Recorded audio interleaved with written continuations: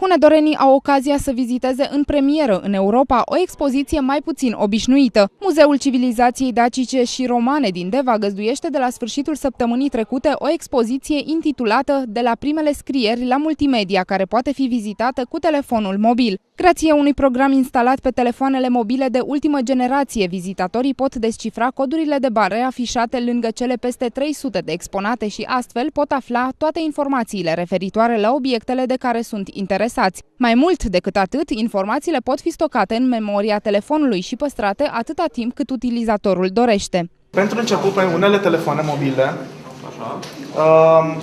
există unele aplicații care poate să citească acest cod de bare.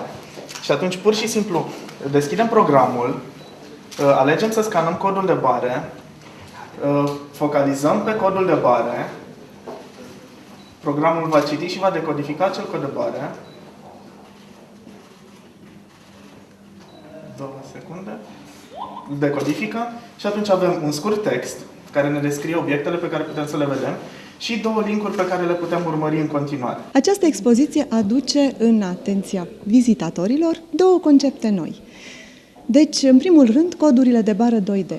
Expoziția poate fi vizitată cu ajutorul telefonului mobil, grație acestor coduri de bară 2D. Și anume, există etichete 2D pe diversele vitrine, în dreptul diverselor exponate. Ele sunt traduse de telefonul mobil, de o aplicație specială și ne oferă, grație conexiunii la internet, o mulțime de informații suplimentare, fotografii, video, inclusiv un audio guide. Este o mare onoare și o mare satisfacție profesională în același timp, fiindcă Muzeul din Deva nu doar că găzduiește această expoziție, Muzeul din Deva este principalul organizator la aceste expoziții. O inițiativă care a prins contur încă de la sfârșitul anului trecut și care, cu ajutorul colaboratorilor interni, externi, a diverselor muzee din România care au înțeles să participe cu exponate la realizarea acestei expoziții.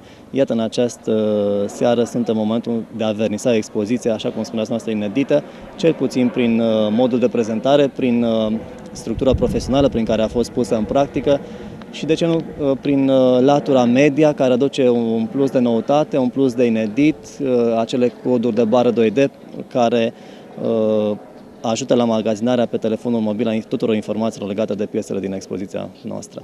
În cadrul acestei expoziții, vizitatorii pot vedea diverse exemple de comunicare, începând cu manifestările publice și continuând cu cele din mediul militar sau comunicarea comercială. În vitrinele muzeului mai pot fi remarcate mijloace de comunicare prin sunet, scriere sau artă.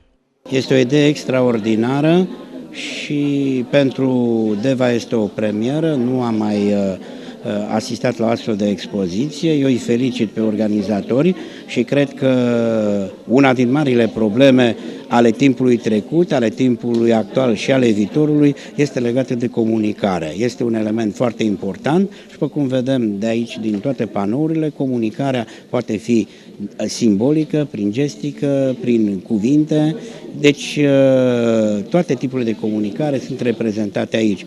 Acest proiect a fost susținut și de Ministerul de Externe, care consideră că asemenea proiecte trebuie promovate și în străinătate. Este unul dintre acele proiecte care pot să ajute la promovarea României în exterior. România, așa cum poate ea fi promovată în străinătate, este cea care crește în interiorul țării, prin astfel de inițiative pe care le au oamenii, cetățenii, firmele, muzeele, instituțiile. Aceste proiecte pot fi duse în străinătate și ele vorbesc, de fapt, despre adevărata Românie, nu diverse etichete pe care am încercat să le creăm pentru a masca sau pentru a acoperi alte etichete negative care ne sunt puse pe frunte. Expoziția poate fi vizitată zilnic între orele 9 și 17, cu excepția zilei de luni, când muzeul este închis publicului. Exponatele vor rămâne în orașul de la poalele cetății până pe data de 18 iunie, după care se vor muta pe rând la muzeele din Sighișoara, Cluj, Sibiu și Timișoara.